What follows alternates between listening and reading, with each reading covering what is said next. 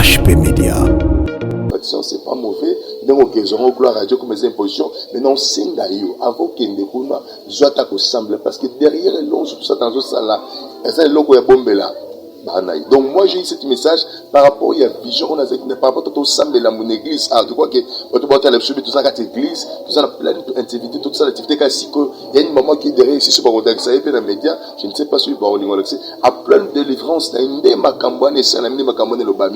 Dieu me parlait dit que non pas juste pour qu'il y ait un vaccin ce que samedi au moins que l'eau après un temps au moins la manifestation va compliqué alors moi nous avons lui dit, l'homme prudent va les mains des lois et il s'échappe. On peut te poser. HP Media. Prendre les vaccins, oui, allez-y. Mais avant d'y aller, priez le Seigneur. Parce que derrière le message ensemble, les autres qui ont pris, ils ont dit les mêmes messages. Et mais moi je peux dire aux enfants de Dieu, ils ont vaccin, parce que derrière, ils ont envoyé ça, les bébés. Mais il y a des gens qui sont mais là, poison, ça la et ça la bine l'eau comme mon côté. Quand tu es avec le Seigneur, tout ce qu'on peut faire en toi, et ça l'eau comme mon côté. Voilà, nous sommes en train de vie de prière, la pour nayo. Mais yo mo so kabla ensemble, c'est un pasteur, au moins calendrier la ensemble pour assemble la pour nayo. Mais ce qui peut intéresser, sur aujourd'hui message Johanna, to semble la pour nayo, bah qui est l'eau comme mon côté. Et comme Dieu a délivré l'autre maman ici qui vient de France, il peut aussi faire de même avec toi. Vraiment, c'est ça, papa. HP Media, la chaîne qui vous édifie.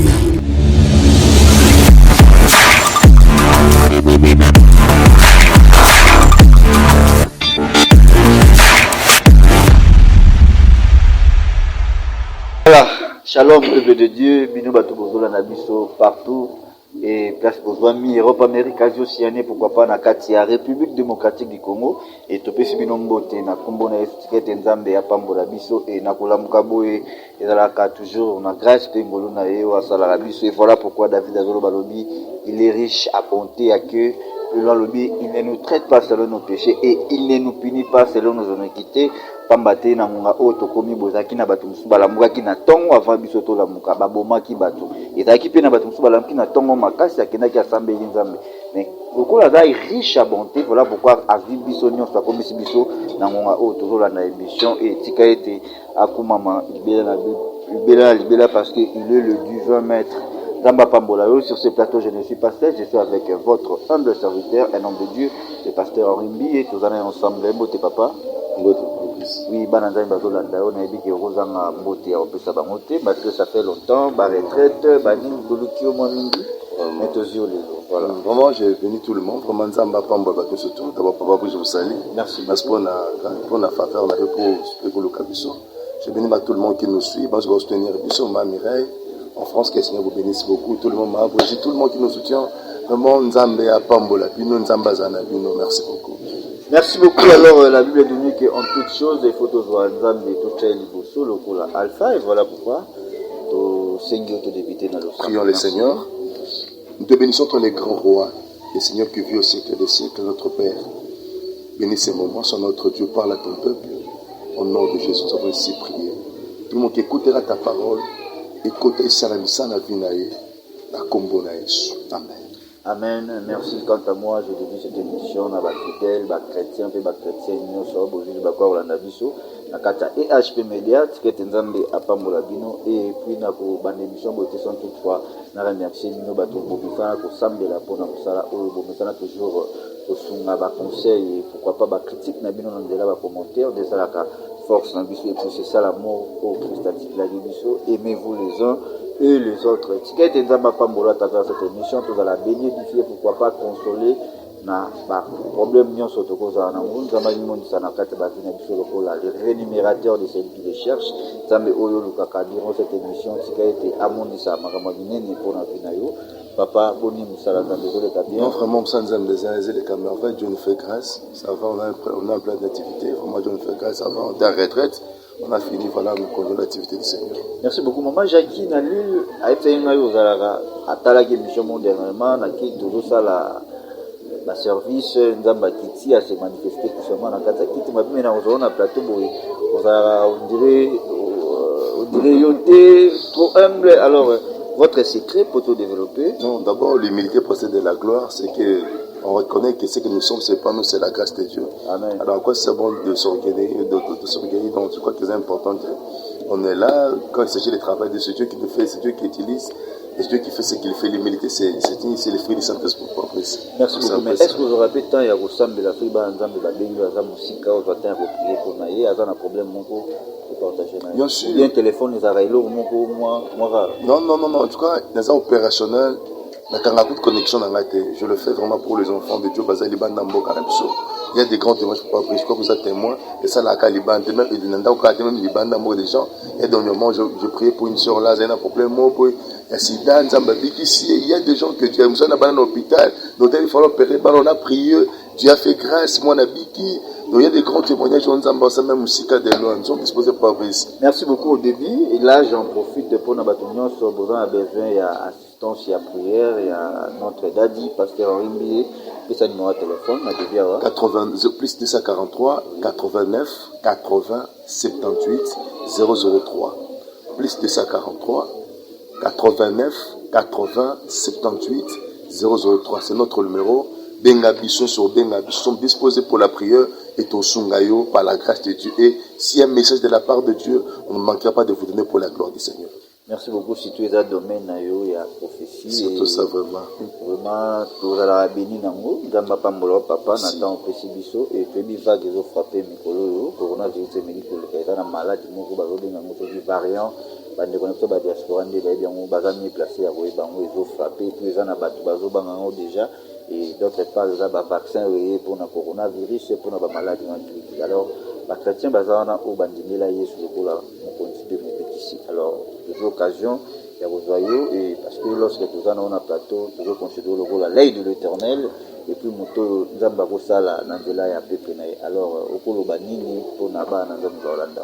Vraiment, papa aussi, merci pour la parole. Je crois que, sur un ciment, l'église, tout ça, moi qui ai une maman là où tu français, délivrance, c'est tout le caca, l'élo. Et pendant que tu sembles la peau, avec qui tonga, qui vient à semble la peau, Nzamba ebisingabi badusu baozo batonga, oui c'est vrai ozo batonga parce que les obligations tout on ne disconvient pas. Maintenant c'est moi na nzamba ozo batonga wana azwa tant prière avant qu'il ne connaisse sogo munyo ko samba te benga basambela pona yo parce que tout ça la délivrance wana eza makambo esalami tout ne pas dire dans les médias parce que tout ça na mboko za na l'homme obese belé mais ceux qui obéissent orienté parce que na parler tout ça la délivrance wana esprit moi ba katia mama wana papa bakaba vaccin au kaka. Alors, nous avons dit que nous avons après qu'on a vaccin. Alors, on a plein de médias, ce n'est pas vraiment du tout dit, mais il y a des gens qui ont été et tout ça, c'est que tu vois là. Ils ont cabaret Satan. On peut t'imposer pour aller prendre les vaccins, c'est pas mauvais. Donc, ils auront gloire à Dieu comme des impositions. Mais non, c'est avant qu'il ne semble parce que derrière l'eau, tout ça dans ce salle-là, c'est l'eau est bombé là. Donc moi j'ai eu ce message par rapport à la vision on a par rapport au samedi la mon église tu crois que tu vas aller subir tout ça à l'église tout ça plein d'activités toute ça l'activité il y a une maman qui est derrière ici sur le ça et puis dans les médias je ne sais pas si par à plein de délivrances et Dieu me parlait dit que non pas juste pour qu'il y ait un vaccin ce que samedi au moins que l'eau après un temps au moins la manifestation va compliqué alors moi nous avons besoin d'engager. Lui dit, l'homme prudent va les mains des lois et il s'échappe. On peut te poser de prendre les vaccins, oui, allez-y, mais avant d'y aller, priez le Seigneur. Parce que derrière le message d'Anzambe Manzolo, nous avons changé. Les autres qui ont pris nous ont précisé, ils ont dit les mêmes messages. Et mais moi je peux dire aux enfants de Dieu, ils ont dit qu'ils ont vaccin, c'est là prudent parce que derrière, ils ont envoyé ça, les belé. Mais Nabi qui suit au samedi, bon, mais là-bas, poison, bon, ça là, mais et ça la bine l'eau comme mon côté. Quand tu es avec le Seigneur, tout ce qu'on peut faire en toi, et ça l'eau comme mon côté. Voilà, nous sommes en zana vie de prière, bah, sambela pour nayo. Mais yo, moi, soit capable de sambela, si vous avez un pasteur, au moins, calendrier, d'accord, sambela pour sambela pour nayo. Mais ceux qui sont intéressés, ils sont au-dessus du message, Johanna, to sambela pour nayo, bah, qui est l'eau comme mon côté. Et comme Dieu a délivré l'autre maman ici qui vient de France, il peut aussi faire de même avec toi. Vraiment, c'est ça, papa. Merci beaucoup, Nzamba Pambolo, Mankasi Papa, et pour la bande parce que tu as dit que tu as la vidéo qui à peu près un vaccin, directement, et et boti ba malade ebele ndenge oti koloba awa alors mpona moto mosusu azolanda yo aza mpe na posa za vaccin ntango tobanga coronavirus est ce que akende kozwa kaka vaccin to asambela na ye nzambe afandi? Non, moi je peux te dire. Non, c'est pas obligé. Moi je demanderai au Fanda, maman, papa, où je l'entends awa. Et c'est le coup qui nous amène à Ngouyate. Et puis, dans on sait ça, maladie, moi, il y a lèpre. Tout le monde ne casse pas la lèpre. Et puis, ma maladie, il y a lèpre. Elle était générale, il y a un bon belé, bougé, belé. Donc, ça dit, maladie, on est bika jamais dans Moka. Mais elle dit, quand il s'est approché devant les seigneurs, l'homme de Dieu, le prophète Élisée, la cérémonie mokonza m'esprit l'homme de Dieu est malade de lèpre et bandé histoire à lèpre bana mutabi kate na bible ti lelo lokola namal parce que namal ezaki mutu oyo moko oyo abika na maladie wana, vous comprenez? C'est pour dire que maladie à corona eza maladie eza mamba envenenné eza elu mpepe usata na bois ki libatu. Alors moi na nzambe nyuso to azolanda ngai eloko na document mutasa aza kindoki ba diaspora mutasa kindoki avec Panganga, c'est les délivrances. Donc ça va pas, ça va rien faire. Ils utilisent le même maître. Pour voir qu'il peut pas maladie, mais le ici pour chercher comment ils peuvent faire. Donc je crois qu'ils ont même le comme mais souvent dans Nzambe au besoin d'angai, na usenga yo mwana Nzambe besoin d'angai. Soit ta prière, sambela Nzambe no, en permettre ma be comme la haute. Aux amutali bosote au va na mboko ma bezali. Na on dit ma Nzamba le mwana Nzambe besoin d'anga awa. Le Seigneur est capable. Dieu est capable. Il y a que protéger vie na yo koleka kisi, koleka nyonso. Dieu est capable de le faire. Crois de tout ton cœur. Et là, au moins, grave et salme, c'était ce qu'on a la confiance à prier. Benga basanze bazali. Ça, la bâton nzambaché. Ordonné basambe la pona. Et nous croyons miracle, nous croyons la protection divine. Qui nzamba otiko. Malade, on va créer salema. Et loko etika la kosala yo et sate. Merci. Amen. Merci beaucoup, en tout cas, papa. Nzambe ya pambolo makasi. Alors, nous nous ezali. Pasteur Amimi. D'ailleurs, on a la mouna. Je ne sais pas, malheureux évangéliste, a participé à la kit nayo a commis directement prophète. Alors nanga tuna question moko e codifier bana nzambe ba otala yo et to na coronavirus et leki to remina maladie et bimiso qui variant et yango lisusu. Alors na nyonso wana est-ce que to zaka na fin du monde? Bien sûr, ce sont des signes. Sinon nzamba otel c'est que nous sommes vers la fin de certaines choses. Oyo mona nzamba otel la chose dans ta distraction. C'est que ça une grosse erreur que tu vas regretter dans ta vie. Le moment est là, le temps est là de te repentir, de venir près de Christ. Et on comprend que signe oh nzamba lobaki et comme pembeni.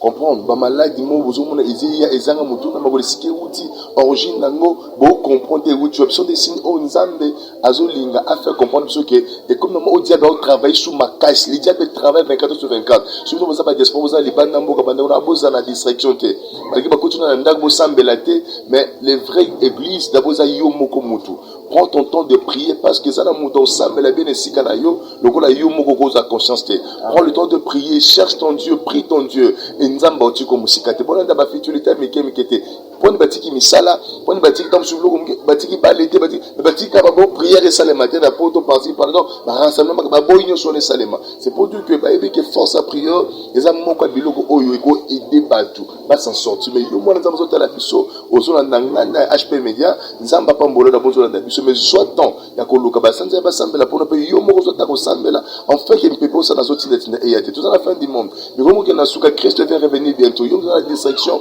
oh ça une grosse erreur. Reviens et le Seigneur sera ton partage. Merci. Merci beaucoup, papa. Pour moi, Nzamba Pambolayo, la réponse est plutôt pour Prisba Antane Badolandayo. Les appels na Mouatamouro, tout Tikaka, ils en ont battu. Ils ont battu la non Bayamba, Jésus-Christ, le pour la première, les sauveurs, et ils vont profiter de l'occasion où il y a ça va m'envoyer. Merci, oui, je suis disposé à même ça. Je peux te mélanger le Komoko. Mission Christ, c'est d'abord Zaki. Na mokili oza pona ko épargner pe ko big sabat yo toza mwana nzambo zotala ngai le bimukomsu Christ azotambola a commis na Jéricho il y avait un homme qui s'appelait Zachée mais ta commune sikawana a moni Zachée Dieu ne connaissait pas Jésus il attendait parler de Jésus mais il n'a jamais vu Jésus il a dit à s'approcher pas mon Jésus. Or, dans ces villes-là, il y avait quelqu'un, il y avait une personne pas comme Zachée pour la renommée à Mabé. Il y avait Christ qui avait une bonne renommée et Zachée avait une mauvaise renommée. La raison pour laquelle tu vas Koutani, aujourd'hui je vais entrer chez toi. Il y a des gens qui ont murmuré pour dire que non. Comment lui, le Seigneur peut permettre que non, à Kota, Nanda Kamutamassou, même ça, moi, Oyo, ozalaka na kipabilité omona ke no masumu na sala mabe na sala likambo na sala na sona mama mo kabi papa na yeba na bimana mwana na ngai propre na nzela misala molili est-ce que nzamba ko limbisa oui Dieu est capable et pendant la prière Dieu lui a délivré et Dieu lui a pardonné. Ma soeur, mon frère, je te dis une chose vraie que Nzambe atalaka mutu ya masumu te matalaka mutu ayepa inaye. Tant oyepa il est capable de te pardonner, il est capable de sauver ta vie. Christian, c'est déjà dit. Aujourd'hui, je prends les mal, je prends tout ce que j'ai volé les gens. Nous sommes yibi, nous sommes zoya batu. Non zongisa, oli kamweza kamoko. Zongisa o satana apesa, zongisa misala satana. Yoza mwana nzambe ko za la bonté, vu les avis na ote. Remets ce qui appartient au diable. Et tu vois quand Christ avait mangé, Christ avant d'être natif, 2, 3 côtés mais il n'avait pas encore parlé. Christ a parlé, quand Christ a parlé, quand aujourd'hui, je vais faire la restitution.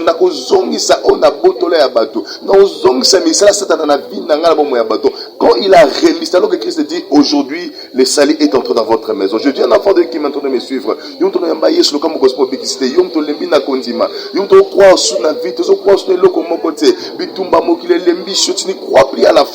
Je ramène l'enfant de Dieu, c'est maintenant que crois d'abord. Dieu est capable de Dieu. Je te dis que c'est le bon moment de recevoir Jésus-Christ comme Seigneur et Sauveur. Ce qu'on a dans la prière, ils ont la mort comme alamu.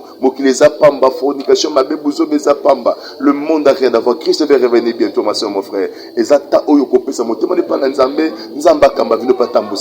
prions le Seigneur. Le bakolo Yesu na yepai na yo na fongoli motema na ngai yamba ngai natiki masumu na ngai natiki banzela ya mabe limbisa ngai na kombo na Yesu. Amen. Amen.